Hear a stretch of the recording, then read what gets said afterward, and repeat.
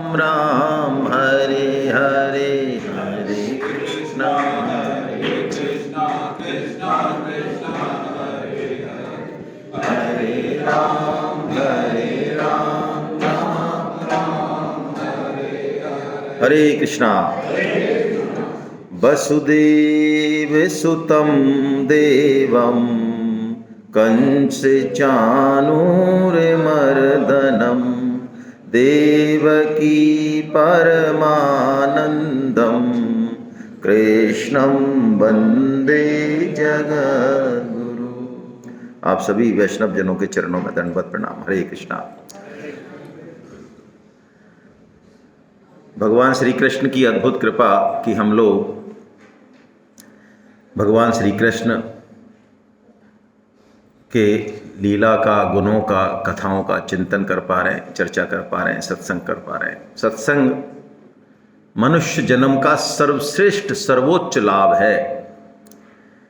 कलयुग में भगवान की हम लोगों पे विशेष कृपा होती है, इसलिए ये सत्संग जो कि बहुत दुर्लभ है वो हमको बार बार मिलता है, अनायास मिलता है। इस कारण हम इसकी कद्र कम कर पाते हैं।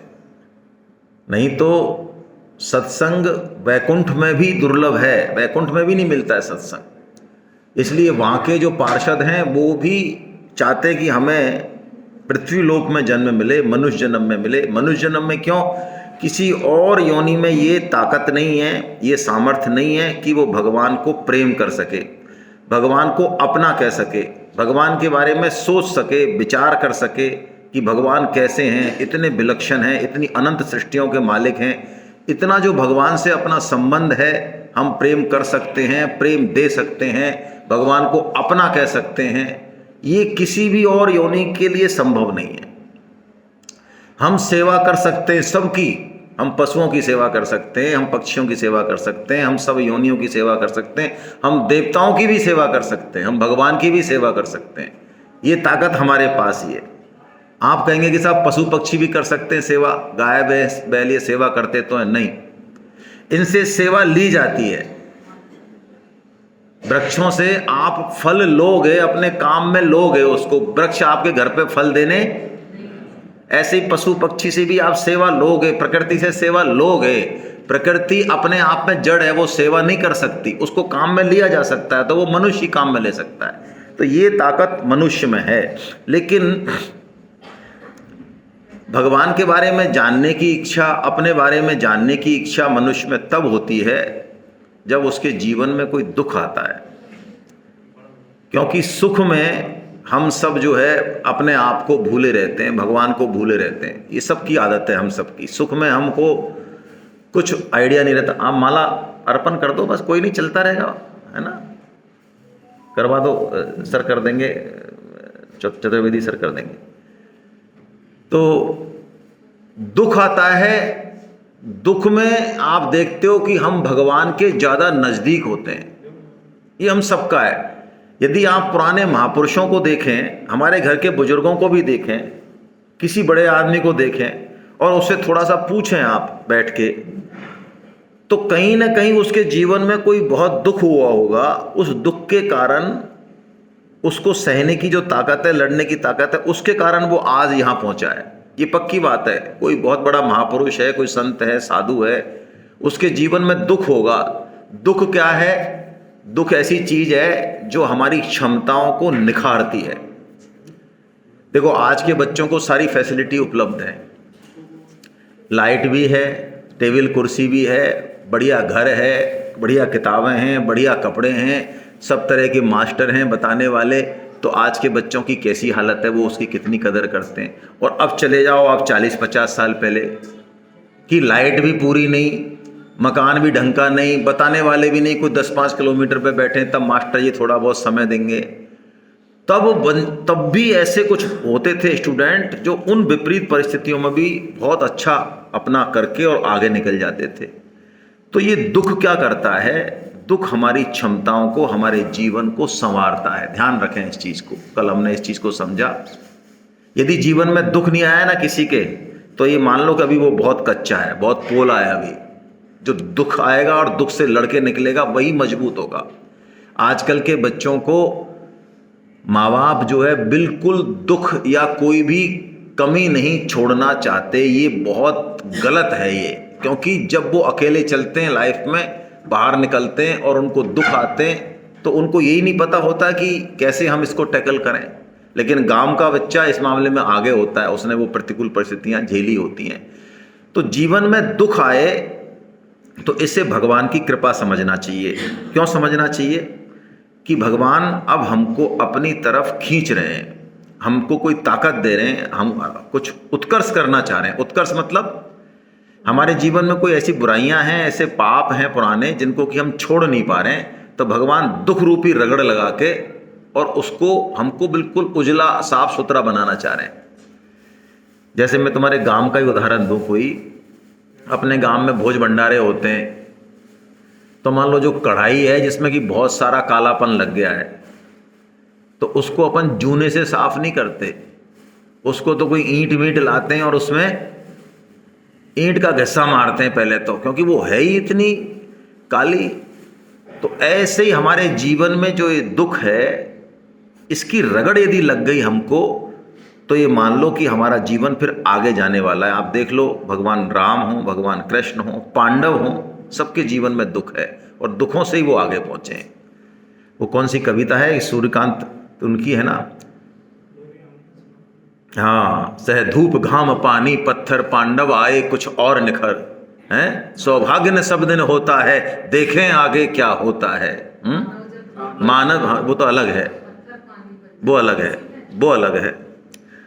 तो पीसा जाता जब इक्षुदंड धरती रस की धारा, अखंड जब फूल पिरोए जाते हैं, हम उनको गले लगाते हैं। तो मतलब जीवन की प्रतिकूल परिस्थितियों से वो जो है निखरते हैं हम लोग। असली बात यही है कि अर्जुन विषाद योग जो पहला अध्याय है, उससे हम ये शिक्षा लें हम सब, कि सबके जीवन में दुख हैं। एक तो जीवन में दुख आए, ये जो हमारे लगता है ना कि यार हमारा परिवार खराब है, ये हमारा पड़ोसी खराब है, हमारे जीवन में गरीबी है, अरे यार हमारे साथ तो समस्या नहीं, हम तो पता नहीं क्या कर देते। नहीं, गलत एटीट्यूड है। हमको जहाँ रखा है भगवान ने, वो बहुत सही जगह रखा है। जहाँ हमारा जन्म है, जिस परिवार में है, जिस गांव में है और जिस परिस्थिति में है हम, अमीर गरीब, वहाँ भगवान ने बढ़िया से बढ़िया रखा है। जो हमको भीड़ू मिला, पति पत्नी, जो सास ससुर, जो माता, सब बढ़िया से बढ़िया मिले। आप ये मान के चलो, कंपैरिजन मत करो दूसरों से, उसी में से निकल के हमको आगे जाना है। दुख को सीढ़ी कैसे बनाए, ये गीता सिखाती है। दुख में रोने की जरूरत नहीं है, वो दुख हमारा ही है यदि है भी तो। जो माँ बाप मिले हैं, जो परिस्थिति मिली है, जो पति पत्नी मिले हैं, वो भगवान की तरफ से नहीं है कुछ भी, वो हमारे ही सिस्टम से मिले हमको। तो अर्जुन के जीवन में जब दुख आता है तो अर्जुन भगवान की शरण में जाता है, जिससे गीता प्रकट होती है, मक्खन प्रकट होता है। ऐसे ही हमारे जीवन से मक्खन प्रकट हो, है ना, आंसू प्रकट नहीं हो। ये पहली बात हमने सीखी कल अर्जुन विषाद योग से। पहला जो अध्याय, उसका यही मतलब है कि हमारे जीवन में दुख आएगा तो हम घबराएंगे नहीं, उसका सदुपयोग करेंगे, उसकी सीढ़ी बनाएंगे, भगवान की तरफ चलेंगे उल्टा। अब भगवान की तरफ क्यों चलेंगे, तो भगवान बताते हैं तुम इसलिए चलोगे क्योंकि तुम मेरे ही, अभी जिनको हम अपना मान रहे हैं वो 50 60 70 साल पहले अपने पता भी था क्या? जिनको भी हम अपना मान रहे हैं, अपने भाई को, माता पिता को, जिसको भी, पति को, पत्नी को, क्या वो 60 70 80 साल पहले थे? नहीं थे ना। और 10 20 50 साल बाद रहेंगे? नहीं रहेंगे। ये तो एक छोटे से टाइम के लिए मिले। शास्त्र में उदाहरण आया कि जैसे प्याऊ चलती थी गांवों में, आज भी चलती है, तो प्याऊ चलती थी पहले, तो अलग अलग यात्री आते अलग अलग दिशाओं से और गांव में इकट्ठे होते और पूछते, अच्छा भैया कहाँ से आ रहे हो, अच्छा वहाँ से आ रहे हो क्या, और कैसा चल रहा है भैया? बढ़िया, आराम से 10 15 20 मिनट ठंडा पानी पीते, बात करते, और फिर वो इधर और वो इधर। ऐसे ही जो 15 20 मिनट है, बस ऐसा मान लो कि ये 60 70 साल हो गए, हम प्याऊ पे मिले हुए लोग हैं बस, कोई माता के रूप में, कोई पिता के रूप में, कोई पत्नी के रूप में।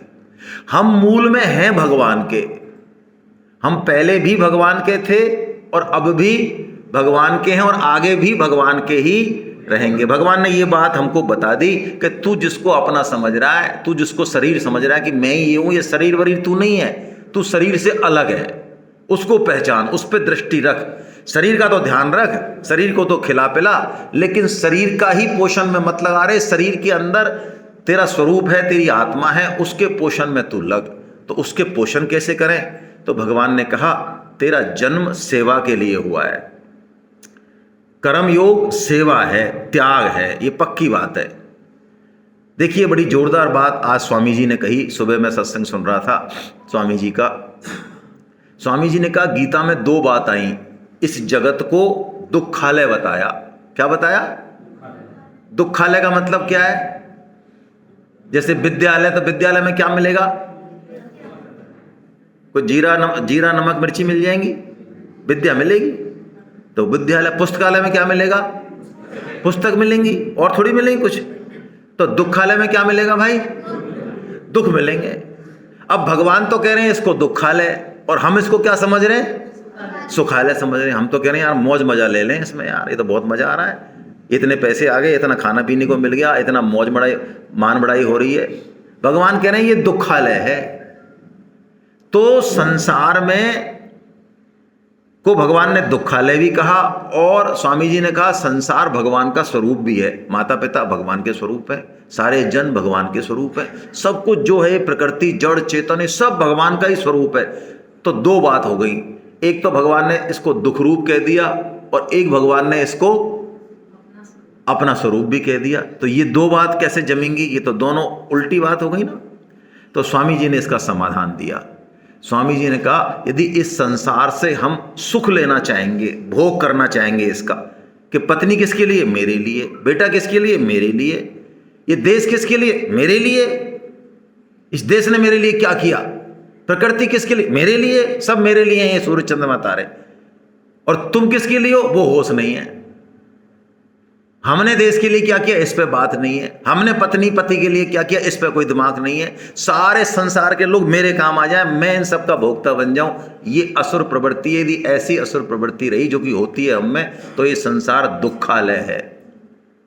लेकिन यदि देने का भाव आ गया, ये समझ में आ गया कि नहीं, हम सबकी सेवा के लिए बने, सबकी सेवा करनी है, हमारे ऊपर सबका ऋण है, ये शरीर हमारे पितरों का है, देवताओं का है, तो हम उनके प्रति करें। ये देश, ये समाज, ये प्रकृति, इस सस्ते ये शरीर इतना बड़ा हुआ है। शुरू में ये आधा किलो का था, अब 80 किलो का हो गया। बोलो कहां से लाए सामान? शुरू में आया जब 1 किलो का था, अभी 80 किलो का हो गया। 78 किलो कहां से लाए? बोलो, कोई फैक्ट्री में पैदा किया?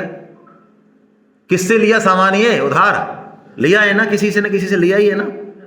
तो जिससे लिया उसको लौटा दो भाई। ये तो सीधी सी बात है, इसमें बेईमानी। स्वामी जी कहेंगे बेईमानी करोगे तो दुखालय, और ईमानदारी करोगे तो ये सुख। यही संसार भगवत स्वरूप हो जाएगा यदि हमने इसको देने का भाव रखा, सबकी सेवा का भाव रखा, बदले में कुछ नहीं चाहे। जैसा मौका मिले, जैसे आप देखते हो हम लोग प्रसादम में बैठते हैं, तो कुछ लोग जो है वो ऐसे हैं जो सबसे लास्ट में पाते हैं, भूख उनको भी लगती है, लेकिन उनको ये समझ में आ गया कि व्यवस्था बनाना बहुत जरूरी है। और दूसरा, दूसरे को खिला के जो आनंद आता है वो आनंद कुछ और है। मेरे को तो पता है कि मेरे को खा के कितना आनंद आ रहा है, मेरा तो ये लेवल है। आप समझ रहे हो बात? किसी को ये पता है, उसने ये आनंद भी लिया हुआ है खाने का, लेकिन उसको दूसरे को खिला के पहले, और वो जो खुश होता है उससे जो आनंद आता है, उसको ये पता लग गया यार ये आनंद बहुत ऊंचे क्वालिटी का है। मेरी समझ में तो नहीं आ रही बात? तो सेवा करने का, त्याग करने का जो आनंद है, यही कर्म योग है। जहां भी मौका मिले हमको सेवा और त्याग कर देना चाहिए। किसी भी संबंध में, सास बहू का संबंध हो, बेटे पिता का किसी का भी संबंध हो, देश का और समाज का संबंध हो, हम सब जगह यही भाव रखें।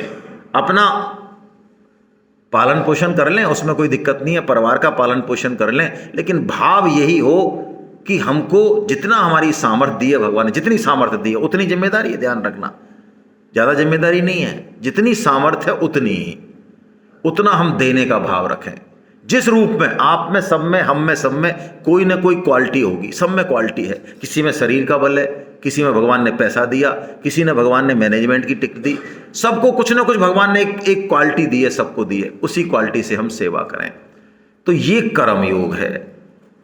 हमको जीवन में कर्म योग का आचरण करना चाहिए, चाहे हम कहीं भी हों, कितने भी बड़े पद पे पहुंच जाएं, कितने भी छोटे पद पे रहें, बेरोजगार रहें, भले ही गरीब रहें, अमीर रहें, हम कर्म योग का आचरण कर सकते हैं। कर्म योग के आचरण में सेवा और त्याग मुख्य है। ये बात भगवान ने कही। फिर भगवान ने कहा ये मन तुझे सही जगह लगने नहीं देगा। हमारा मन बड़ा बदमाश है। यदि मन हमारा ठीक जगह लग जाए, ठीक जगह, तब तो काम बन जाए। भाई देखो, कुछ ऐसे बच्चे होते हैं बचपन से जिनका मन अच्छी चीज़ों में लगता है। हवन होगा तो हवन में बड़े आराम से बैठेंगे, यज्ञ में बैठेंगे। कोई कथा कीर्तन होगा तो बड़े आराम से बैठेंगे। और कुछ कैसे होंगे, कुछ ऐसे होंगे जिनको पता चल जाएगा 3 घंटे यज्ञ होगा तब वो जो है कहीं पतली गली से निकल जाएंगे कहीं, कि बैठना नहीं पड़ जाए यार यज्ञ में। होंगे ना, ऐसे होते हैं। तो ये जो 2 तरह के भाव हैं, ये उनके मन का भाव है। उनका मन पहले से इस तरह का है कि शुरू से ही जो है लग रहा है भगवान में, शुरू के कुछ इस तरह के कर्म है पूर्व जन्मों के, और इसका ऐसा है कि ये नहीं लगना चाह रहा। तो हमको इस मन को ठीक करना है। तो ठीक करने के लिए क्या करें? तो भगवान ने ठीक करने के लिए 2 उपाय बताए। ये जीवन में जब तक हम धारण नहीं करेंगे, हमारा मन शुद्ध नहीं होगा, ठीक नहीं होगा। और मन शुद्ध नहीं होगा तो आज नहीं तो कल पटकनी दे देगा हमको, ये पक्की बात है। मन में यदि हमारे में भोग वासना छिपी है अंदर से ज्यादा जो है, तो ये पक्की बात है, हम ऊपर से चाहे कुछ भी तिलक छापे धारण कर लें, लोग हमारी कितनी भी इज्जत कर लें, मन में यदि गंदगी है तो कभी न कभी वो पटकनी दे देगा हमको। और हम अखबारों में ऐसे केस पढ़ते भी हैं। अच्छे अच्छे लोग बुरे कर्मों में लिप्त हो जाते हैं। क्यों? उनके मन की भोग वासना मिटी नहीं। मिट जाए फिर तो कोई दिक्कत नहीं, फिर चचा जी यहाँ डोलो और राधे राधे बोलो, फिर कोई टेंशन नहीं है। तो भगवान ने इस पे बहुत ज्यादा बात करी, मन पर। इसलिए इसको एक पूरा चैप्टर दिया भगवान ने 6वें अध्याय में। तो वहां पे भगवान ने कहा मन को शुद्ध करने के 2 तरीके हैं भैया। क्या? एक तो वैराग्य और एक अभ्यास। वैराग्य क्या है? देखो, वैराग्य ये है कि अपने विवेक का यदि हम उपयोग करें तो वैराग्य हो जाता है। कैसे कैसे करें उपयोग? संसार में हमको जो कुछ भी मिलने वाला है, बड़े से बड़े लोग हों चाहे कोई भी हो, जो कुछ भी हमारे पास है उससे हमने यदि सेवा कर दी तो ठीक है, नहीं भी करी तो वो हमारे पास रहने वाला नहीं है, वो चला जाएगा। कोई भी चीज़ टिक नहीं रही है।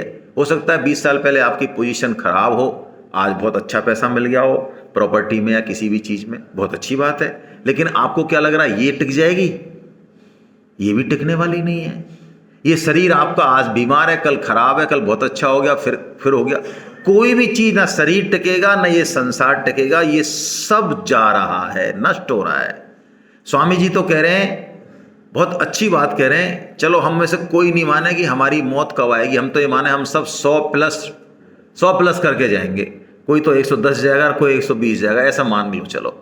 लेकिन जब हम यहाँ एंटर हुए इस माधव गौ विज्ञान संस्थान में, तो हमारे पास, और आज हम जाएंगे तो अभी चाय पीने जाएंगे 2 घंटे बाद, तो हमारे जीवन की जितनी आयु थी उसमें 2 घंटे कम होएगा नहीं होए? बताओ। ये तो मानना चाहिए ना हमको। इसमें तो कोई, हमारे पास चाहे 100 साल बचे हैं चाहे 1 साल बचा है, 2 घंटे उसमें से कम हो गए ना। तो बस इसी का हमको ध्यान रखना है और अपनी पकड़ नहीं बनानी कहीं पे। पकड़ मतलब किसी भी चीज पे, जैसे आप देखते हो, आप कई बार नया मोबाइल आता है, 3 दिन तक रात में मैं देखता हूं बच्चों को नींद नहीं आती है, वो लगे रहते हैं उस मोबाइल में ही, पता नहीं यानी क्या भूत मिल गया। तो ऐसे ही हमको कुछ भी मिले जीवन में, हमको उसको आसक्ति नहीं करनी, उसमें बहुत ज्यादा पकड़ नहीं बनानी है। गाड़ी आ गई, घर आ गया, बंगला आ गया, पति पत्नी सब आ गए, सब मिल गए, ठीक है मिल गए, ये सब जाने वाले हैं। ये वैराग्य है। और ये वैराग्य सुनने से भी हो जाता है, विवेक के सदुपयोग से भी हो जाता है। हमारे राजस्थान में, आपके राजस्थान में सांगानेर, हमारे जयपुर के पास एक जगह है, वहाँ पे एक संत हैं रज्जब जी, नाम सुना होगा आपने। तो रज्जब जी जो है, शादी में पहले वो पहनते थे ना, वो सहरा पहनते थे, सहरा फूलों से, जिससे कि शक्ल नहीं दिखती थी, दूल्हे की कम दिखती थी। आजकल नहीं पहनते, पहले पहनते थे। आप क्या पहनते हैं क्या? अभी भी नहीं पहनते, पहले पहनते थे। तो रज्जब जी दादू दयाल जी के पास जाया करते थे, दादू दयाल जी वहां बैठा करते थे गलता जी के पास। तो दादू दयाल जी एक बार आ रहे, सांगानेर आए, तो रज्जब जी घोड़ी पे बैठे थे, उनकी शादी हो रही थी, बारात निकल रही थी, शादी होनी थी। तो जैसे ही दादू दयाल जी ने अपने शिष्य को देखा कि ये तो घोड़ी पे बैठा हुआ है शादी करने हैं, तो उन्होंने एक दोहा बोला। देखो वैराग्य क्या होता है, हमको तो रोज हम मौत देखते हैं, लोगों का दुख देखते हैं, तब भी वैराग्य नहीं होता हमको। और संत जो होते हैं, सिद्ध पुरुष जो होते हैं, उनको ऐसे वैराग्य हो जाता है, ऐसे एक शब्द से वैराग्य हो जाता है, एक शब्द से, जैसे गौतम बुद्ध को हो गया। तो दादू दयाल जी ने एक दोहा बोला रज्जब जी को देख के, बस दोहा बोला और आगे बढ़ गए, कहा कुछ नहीं। उन्होंने क्या बोला, रज्जब ते गज्जब करो और सिर पर बांधी मोर, और आया था हरि भजन को और कीन नरक में ठोर। अरे किस लिए जन्म मिला ये खाने पीने, मैंने कल समझाया ना, आहार निद्रा भय और मैथुन, ये पशु भी करते हैं, हम भी करते हैं। इसके लिए नहीं मिला कोई समझे कि मैंने करोड़पति बंगला बना लिया और IAS ना ना ना, कुछ नहीं है, कुछ सामान नहीं है, कुछ नहीं है, इसके लिए मिला ही नहीं है। आहार निद्रा भय मैथुन के लिए जीवन मिला ही नहीं, जीवन किसी और के लिए मिला है, मनुष्य जीवन। कोई समझ ले तो ठीक, नहीं समझे तो मर्जी, कोई खास बात नहीं, भुगतेगा। तो उन्होंने कहा कीन नरक में ठौर, ऐसा कह के आगे बढ़ गए हैं। और रज्जब जी तुरंत उस समय घोड़ी से उतर गए और ताजन्म संत बन गए वो। उसके बाद उन्होंने देखा नहीं पलट के, बहुत अच्छे संत हुए, इतनी एक बात से ही हैं। दादू से सतगुरु मिले और शिष्य रज्जब से जान, एक ही शब्द सुलझ गयो रही न खेचातान। एक शब्द से दादू संत बन गए। आज हम गीता पढ़ के, गीता सुन के, बार बार सत्संग करके, सब चीज़ें समझ के, और बुद्धि भी कह रहा है, विवेक भी कह रहा है कि बात सही है, लेकिन हम जो है कचरे में पड़े रहते हैं, आसक्ति को पकड़े रखते हैं। और स्वामी जी से एक बार किसी ने पूछा, बड़ी प्यारी बात है, मैं वैराग्य की बात कर रहा हूँ, वैराग्य हमको क्यों धारण करना चाहिए, वैराग्य में बहुत सुख है। स्वामी जी से एक बार किसी ने पूछी, बड़ी गीता पढ़ते पढ़ते, कि महाराज गीता में भी इतनी जगह ये बात आई है और आपने भी इतनी बार कहते हो आसक्ति छोड़ो, आसक्ति कोई छूटती है क्या? हैं? धन से आसक्ति छूटती है क्या? आप तो कह देते हो छोड़ो। घर से छूटती है क्या? मैया से छूटती है क्या? पत्नी से छूटती है क्या आसक्ति? छूटती है कोई पद से? आप तो कहते हो छोड़ दो छोड़ दो छोड़ दो, कैसे छोड़ दे? तो स्वामी जी ने जो बात कही, उस बात को हमको सबको सुनने की और समझने की जरूरत है। परम श्रद्धेय स्वामी जी महाराज ने कहा कि तुम 10,000 लोग बैठे हो, एक बंदा खड़ा हो जाए, कोई भी जिसमें हिम्मत है, और वो कह दे कि वो आसक्ति को छोड़ेगा नहीं, वो रख के बैठा है आसक्ति को। कोई खड़ा हो के साहब मैं आसक्ति नहीं छोड़ूंगा, मैंने छोड़ी नहीं आसक्ति आज तक। स्वामी जी ने कहा 50 साल पहले तुम्हारी मैया से जितनी आसक्ति थी, क्या उसमें आसक्ति है अभी उतनी? जिस गाड़ी में तुम्हारी आसक्ति थी जब तुम लाए थे, क्या उसमें उतनी आसक्ति है? जिस फोन को तुम 5 साल पहले लाए, क्या उस फोन में उतनी आसक्ति है? किसी दोस्त में, किसी संबंधी में तुम्हारी जितनी आसक्ति थी, क्या उससे कुछ बिगड़ गई? अब है क्या उसमें उतनी आसक्ति? स्वामी जी कहते हैं आसक्ति तुम्हारी रह ही नहीं सकती, आसक्ति छूट ही रही है। जिस वस्तु से, जिस व्यक्ति से, जिस पदार्थ से तुम्हारी आसक्ति है, वो लगातार छूट ही रही है, वो तुम रख नहीं सकते। 10 साल पहले जितनी होगी आज हो ही नहीं सकती उतनी। इसका हम सदुपयोग करें भाई, इस विवेक का सदुपयोग करें।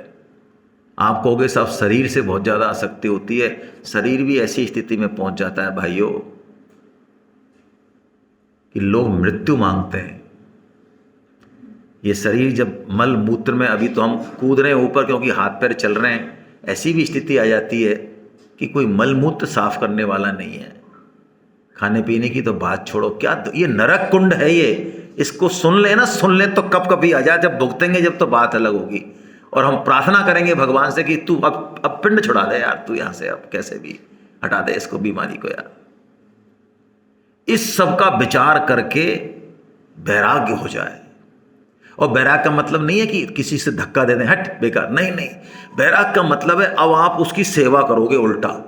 जैसे पत्नी से वैराग हो गया, धन से वैराग हो गया, तो अब उसको सदुपयोग करोगे आप। उससे एलर्जी नहीं करोगे, नहीं नहीं नहीं नहीं, सदुपयोग करोगे, खुद कुछ नहीं चाहोगे उससे। ये वैराग्य का लक्षण, ये वैराग्य का लक्षण नहीं है। अरे हम तो कुछ नहीं चाहिए यार, हमको कुछ नहीं चाहिए, तुम कुआं में जाओ भले। नहीं नहीं नहीं, ये नहीं है। तो वैराग्य करें, और दूसरा मन को कंट्रोल करने के लिए भगवान ने कहा अभ्यास करें। अभ्यास क्या है जीवन में? अभ्यास की परिभाषा जनरली तो हम यही पढ़ते हैं कि जिस काम को बार बार किया जाए उसको अभ्यास कहते हैं। करत करत अभ्यास के जड़मत होत सुजान, रसरी आवत जावते सिल पर पड़त निशान, हमने पढ़ा है। लेकिन कलयुग का सबसे बड़ा अभ्यास भगवान नाम जप है, गीता प्रचार है। ये पक्की बात है। गीता का श्रवण, पठन, अध्यापन, ये सबसे बड़ा है। ये सब कुछ ठीक कर देगा आपका, सब कुछ।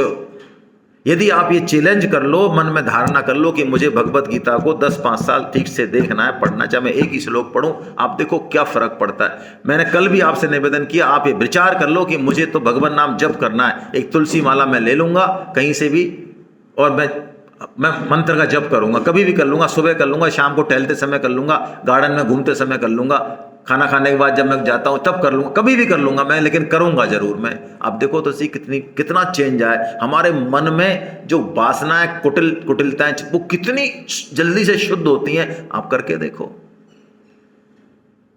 गीता का प्रचार करूंगा, जितने भी लोग हैं हमारे, उन सबको आप कहें कि मैं तो गीता की बात, आपको गीता पढ़नी चाहिए भाई।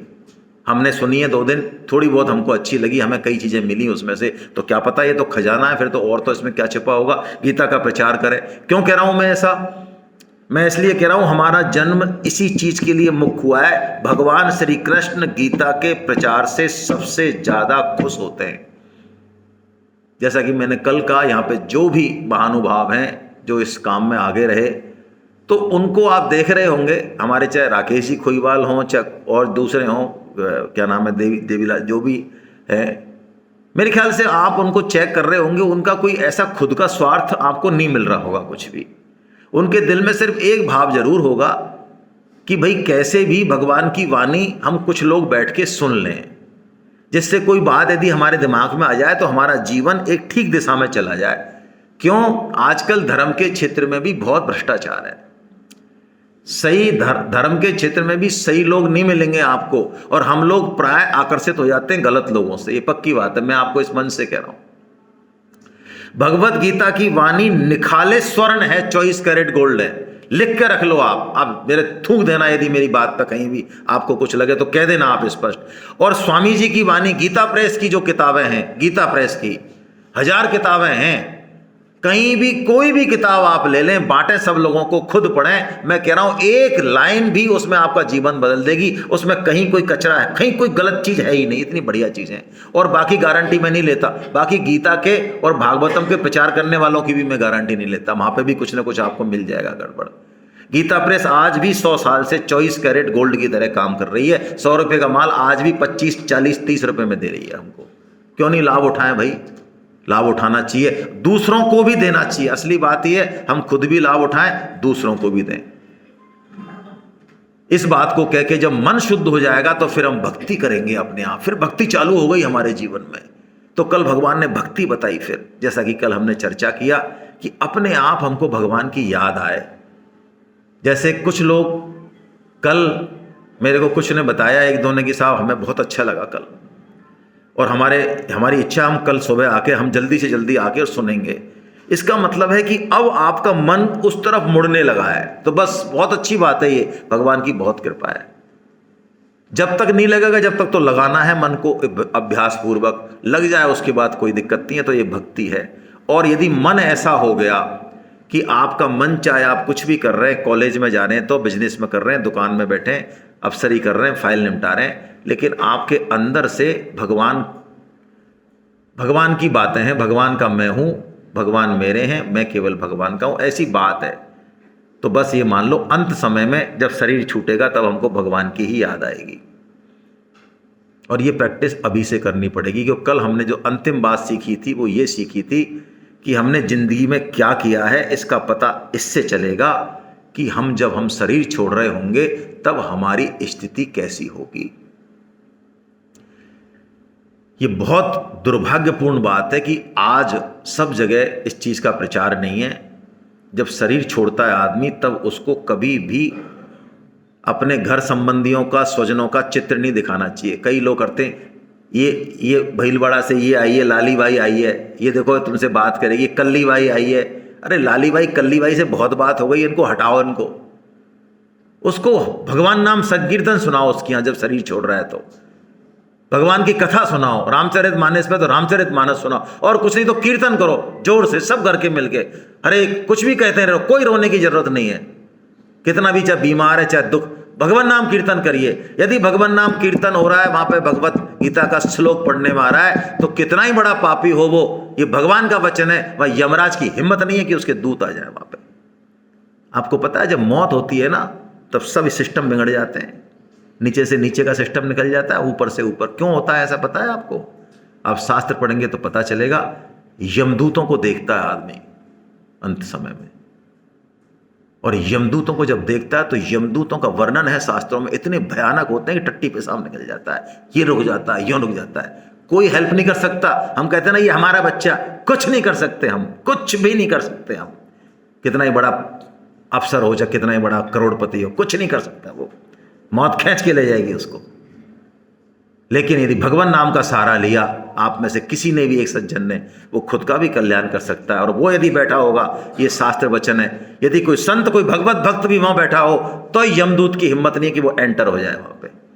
इसलिए मैंने कल जो अंतिम बात कही, वो सबसे प्यारी बात, आप ध्यान रखिए, अपने गांव में इस चीज को चालू कीजिए। हमने जयपुर में ये चालू कर रखा है, जिसको हम परम सेवा कहते हैं। आपने जितने अब तक सेवाएं की हैं, मैं मना नहीं कर रहा हूं, अच्छी होंगी। आपने कपड़े बांटे, कंबल बांटे, लोगों को किताबें दी, स्कूल एजुकेशन दिया, हॉस्पिटलों में, बहुत बढ़िया है, बहुत अच्छा करो, ये सब सेवा है, लेकिन परम सेवा नहीं है ये। इस पर ज्यादा कूदना मत, उचकना मत। परम सेवा क्या है? परम सेवा ये है, जिस व्यक्ति को जवाब दे दे डॉक्टर, या पता लग जाए कि अभी आज कल परसों 2 दिन 4 दिन से ज्यादा का नहीं है, उसके पास जाके 24 घंटे हरिनाम संकीर्तन सुनाइए। टीम बनाइए 5-10 आदमियों की, और 2-2 4-4 घंटे अपने दीजिए कि साहब मैं 12 से 4 दूंगा, मैं 12 से 3 दूंगा, 3 से 6 मैं दूंगा। और कोई नहीं है तो घर वालों को भी यह सुनाओ। यदि एक भी व्यक्ति आपके कीर्तन सुनाते हुए चला गया शरीर छोड़ के, आपका उद्धार हो गया। ये भगवान का वचन है। ये परम सेवा हमारे जयपुर में चल रही है, हमारे कुछ लोग कर रहे हैं। आप उनको टेलीफोन कर दो, बस एक टेलीफोन कर दो, उनके पूरे कमांडो आ जाएंगे। वो 5 दिन 7 दिन 1 दिन, जब तक वो व्यक्ति है, 24 घंटे उसके यहाँ। और उसमें ऐसा मत समझना कोई फालतू के लोग जाते हुए हैं, बड़े बड़े अफसर जाते हैं, जिनको सरकारी गाड़ी बंगले मिले हुए हैं, वो भी जाते हैं, और वो अपना समय देते हैं। हमारे कुछ साधक तो ऐसे हैं जो ये कहते हैं, अच्छा कौन सा समय नहीं आया, कि साहब रात को नहीं आया, 9 से 12 मैं दूंगा। जो कोई समय नहीं हो वो मैं दूंगा, वो समय मेरा लिखो आप। मेरा कोई समय नहीं है, मेरा वो समय है जब कोई समय नहीं देगा, वो समय मैं दूंगा। ये है परम सेवा। आपको इसमें अखबार में नाम नहीं छपेगा, है ना, आपको कोई माला नहीं पहनाएगा, लेकिन ये परम सेवा है, इससे भगवान प्रसन्न होते हैं। और हमको क्या लेना देना है, हम भगवान कहेंगे वो काम करेंगे। और यही बात भगवान कहते हैं कि अर्जुन, जो मेरा कर्म योग कोई नहीं कर पाया, ज्ञान योग कोई नहीं कर पाया, भक्ति योग कोई नहीं कर पाया, कुछ भी नहीं कर पाया, वो कहते हैं जो मेरी बात का प्रचार करेगा, निष्काम भाव से प्रचार करेगा अर्जुन, वो मुझे सबसे ज्यादा प्रिय होगा। इस पूरे भूमंडल पर उसके समान मेरे कोई प्रिय नहीं होगा। अब आपको शायद पता चल गया होगा, ये श्लोक जो भगवान बोलते हैं, इसी कारण ये गीता सेमिनार हम लोग जो है करते हैं। इसी कारण राकेश जी, चाहे देवीलाल जी, चाहे हमारे लोकेश जी, चाहे मुरली जी, जो भी होंगे पीछे, वो आपके पीछे पीछे घूमे होंगे, आपसे पैसे भी उन्होंने मांगे होंगे, आपको बुरा लगा होगा, इसलिए कि आप यहाँ आ जाएं, सुन लें। बाकी तो आपको सबको ये सेमिनार नहीं, हमारी हर सेमिनार में ऐसा ही होता है, जितने पैसे लिए जाते हैं उससे जो है 2 रुपये ज़्यादा ही खर्च करते हैं। हमारा पैसे कमाने का कोई उद्देश्य नहीं है। हम भी जो आते हैं दूर दूर से, हमारा भी यही भाव है कि हम भगवान की सेवा कर पाएँ, हमारा कल्याण है इसमें, आपका कल्याण कुछ नहीं है। हम कोई आप पे एहसान नहीं कर रहे हैं, बल्कि आप हमारे ऊपर एहसान कर रहे हैं। आप नहीं आते तो हम क्या दीवारों को सुनाते क्या, इनसे मूड फोड़ते क्या? स्वामी जी कहते हैं वक्ता को हमेशा श्रोता का एहसान मानना चाहिए। वक्ता को, स्वामी जी ने कही है ये बात, श्रोता का एहसान माने कि वो है तो भगवान के नामों की चर्चा हो रही है, इसलिए गीता का प्रचार कीजिए आप, जितनी आपकी क्षमता है, 5 लोगों में, 10 लोगों में, 20 लोगों में। हम लोग आपको आज जो है गीता के क्लास के फॉर्म भी देंगे। क्या करते हैं हम लोग, एक तो गीता सेमिनार करते हैं, तो आप लोगों को मैं ग्रुप में जोड़ दूंगा। इस सेमिनार के बाद जब भी जहाँ भी आपकी हमारी सेमिनार की सूचना आपको मिलेगी, आपको लगता है यार उसमें मैं एक दो बंदों को भेज सकता हूँ, तो भेजो, मेहनत करो, बात करो उनसे, फ़ोन से समझाओ। ऐसा नहीं है आपके कहते ही वो तैयार हो जाएगा। हाँ, पैसा निकलना इतना आसान काम नहीं है भैया। ये डायलॉग बाजी है कि पैसा हाथ का मैल है। जो ऐसा डायलॉग मारते हैं ना, पैसा उनके प्राण होते हैं। हेलो, आपने सुना है डायलॉग, पैसा हाथों का मैल है? तो जो ये डायलॉग बोलते हैं, पैसा उनके प्राण होते हैं, प्राण। जैसे लोगे तो प्राण हो सकता है निकल जाए। हाँ, वो कहने की बात है कि पैसा हाथ का मैल है। और गीता के लिए पैसा निकलवाना इतना आसान काम नहीं है, आपको बहुत मेहनत करनी पड़ेगी। लेकिन एक चीज बता दूं मैं आपको, पैसा दे दिया उसने, रजिस्ट्रेशन करा लिया, तो चांसेस बहुत ज़्यादा बढ़ गए कि वो ठंड में भी आएगा और सुनेगा। क्यों? क्योंकि पैसा दिया है। हाँ, और पैसा नहीं दिया है तो आपने उसका बहुत बड़ा नुकसान कर दिया। पैसा आपने लगा दिया कि साहब मैं लगा दूंगा, मेरे पास पैसा 1 लाख, आपने लगा दिया छाती ठोक के, तो आपने उसकी हत्या कर दी, ऐसा मान लो। मैं तो ये कह रहा हूँ इस मंच से, आपको बुरा लगे चाहे। यदि आपने पैसा नहीं लिया, अपने आप को बहुत ऊंचा समझ के, अपनी मूंछ ऊपर रख के पैसा नहीं लिया आपने, अरे यार हम पैसा लेंगे कि हम तो बहुत बड़े आदमी हैं, तो आपने हत्या कर दी उसकी, भगवान के काम की आज्ञा का उल्लंघन कर दिया आपने। तो हम लोग एक तो गीता सेमिनार करते हैं, दूसरा काम हम क्या करते हैं, हम गीता की क्लास लगाते हैं। कैसे लगाते हैं क्लास? भीलवाड़ा में आपकी क्लास चल रही है 1 साल से फिजिकल। क्या करते हैं क्लास में? 7 दिन में से 1 दिन, सोमवार से लेकर रविवार, 1 दिन आप चुन लो कि साहब इस दिन हम फ्री हैं। उस दिन 2 घंटे हमको ऐसे बैठ के और गीता पे चर्चा करेंगे, एक एक श्लोक पे। यहां तो हम एक एक श्लोक नहीं ले रहे, यहां तो हम आपको सार सार बता रहे हैं। वहां पे हम पूरे साल क्लास चलती है, वो 10 महीने, करीब 35 क्लास होती हैं, उसमें हम पूरी गीता ले लेते हैं। यदि आप फिजिकल नहीं कर सकते तो हम लोग ऑनलाइन, उसमें आप ऑनलाइन भर दें। आजकल तो सबके पास मोबाइल है, जूम है, उस पर आपको जो टाइम आप चुनोगे, साहब मैंने चुना सोमवार 7 से 9, तो 7 बजे आप चालू हो जाओ घर पे बैठ के। और जूम पे उसमें सब जगह के साधक होते हैं। हो सकता है आपकी क्लास में अमेरिका के साधक भी हो, बाहर के भी बहुत साधक हैं हमारे, 250-300, बंगलौर का हो, बम्बई का हो। ऐसे हमारी एक क्लास होती है 40-50 आदमियों की, वहाँ आप ऑनलाइन पढ़िए। क्लास से आपको बहुत फायदा होगा। यहां सेमिनार में हमने आपको भाव दिया थोड़ा सा बस। यदि आपने क्लास ज्वाइन नहीं करी तो आप पक्की बात मान लिए, मेरी इस बात को आप हाथ जोड़ के बोल रहा हूं, आपका मन अभी बहुत अच्छा होगा, बहुत अच्छा भाव होगा, लेकिन 2 दिन, 5 दिन, 7 दिन, उसके बाद कहां गीता और कहां हम, उड़ जाएगा दिमाग ये। हमें बहुत अनुभव है, हमारी बात मान लो। हमने ऐसे लोग देखे हैं जो गीता सेमिनार में रोते हैं सुन के, और उनसे जब हम महीना भर बाद बात करते हैं तो वो कहते हैं अच्छा भाई साहब कौन बोल रहे हैं आप? अच्छा गीता वाले बोल रहे हो? भाई साहब अभी तो मैं बहुत बिजी हूं, बाद में बात करेंगे आपसे। रोए हैं वो, मैं फोटो दिखा दूं आपको, रोए हैं वो, हमने फोटो बनाए जब, कि भाई साहब मेरे को जीवन में ऐसी चीज मिली है कि मैं जिंदगी में नहीं भूलूंगा। वो ये कह रहे हैं भाई साहब अभी तो टाइम नहीं है, अगले साल देख लेंगे, थोड़ा बिजी हैं अभी हम। इस भाव को बनाए रखो, इसके लिए आपको गीता क्लास में रजिस्ट्रेशन करा लेना चाहिए। मेरा तो निवेदन आपसे यही है। उसमें भी हमारा कोई स्वार्थ नहीं है, उसमें भी हम क्लास के रजिस्ट्रेशन के आपसे पैसे लेंगे, लेकिन लेंगे नहीं हैं। 2 बात कैसे हो रही है? हाँ, ऐसे ही है, कुछ गड़बड़। लेंगे तो सही, लेकिन लेंगे नहीं। कैसे लेंगे? हाँ लेंगे, 550 रुपये लेंगे। आप फॉर्म भरोगे, अपना नाम, पता, मोबाइल, अपने दिन चुन लोगे, साहब शनिवार, रविवार, सोमवार जो भी है हमको दे दोगे, फिर हम आपको क्लास अलॉट कर देंगे फरवरी के फर्स्ट वीक में। फिर क्या करेंगे हम 550 का? एक तो किताब भेजेंगे आपको 200 रुपये की, घर बैठे भेज देंगे उसको। ठीक है, कितने बच गए आपके? हाँ 350 हिसाब। अरे हिसाब सही है यार तुम्हारा, वैसे दिमाग तो काम कर। तो 350 रुपये में हम क्या करेंगे, आपका जैसे एक अध्याय हो गया, उसके बाद हम उसके क्वेश्चन आंसर कराते हैं आपको, जिससे कि पता चले कि आपने कितना अच्छा सीखा है। वो क्वेश्चन आंसर क्लास में कराते हैं। आपको बड़ा अच्छा लगेगा। आप यहाँ पे 8-10 लोग बैठे हैं, इनसे आप पूछ सकते हो व्यक्तिगत, मेरे से बल्ले पीछे। फिर हम आपका एग्जाम लेते हैं 6 अध्याय के बाद। ऐसे हम 4 एग्जाम लेते हैं आपके, और उन 4 एग्जामों में ज़्यादातर लोग पास हो जाते हैं, 99% लोग पास हो जाते हैं, कोई दिक्कत नहीं है। उन चारों में से किसी एक में भी आप पास हो जाओ, वैसे तो चारों में हो जाते हैं, हमने कहा किसी एक में भी हो जाओ आप पास, तो हम आपके 500 रुपये वापस लौटा देते हैं। 50 रुपये काटते हैं, पोस्ट वो हमारे पोस्ट ऑफिस में खर्च हो जाते हैं, इसलिए काटते हैं। तो 500 रुपये हम आपके लौटा देते हैं। कोई कैसा मैं एग्जाम दूंगा ही नहीं, मत दे भाई। कि साहब हमने एग्जाम हम देते तो आज यहाँ होते क्या?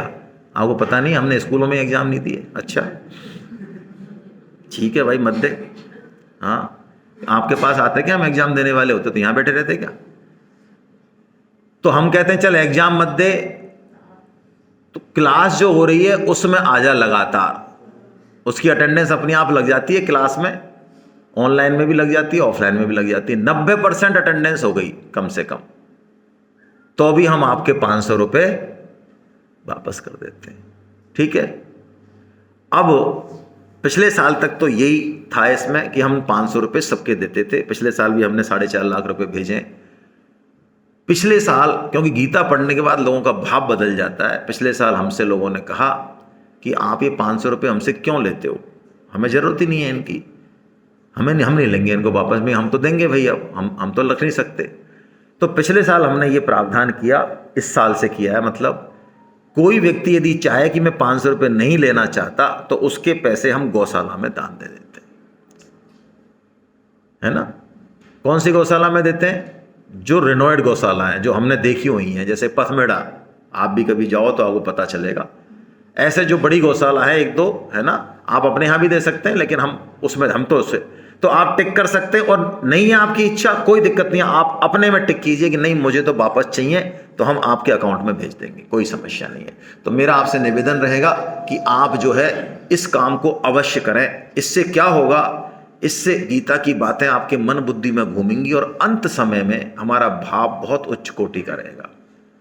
हमारा मन रोएगा नहीं घर के लिए, गृहस्थी के लिए, बच्चों के लिए, क्या होगा इनका, क्या होगा मेरे बाद, कुछ नहीं होगा, चिंता मत कर, भगवान चला रहे हैं सब, तेरे बाद कोई भी नहीं है तो भगवान है, सब बढ़िया होगा। तू जाके तो देख एक बार, तू निकल तो सही यहां से, बहुत टॉप होगा, तू जा आराम से,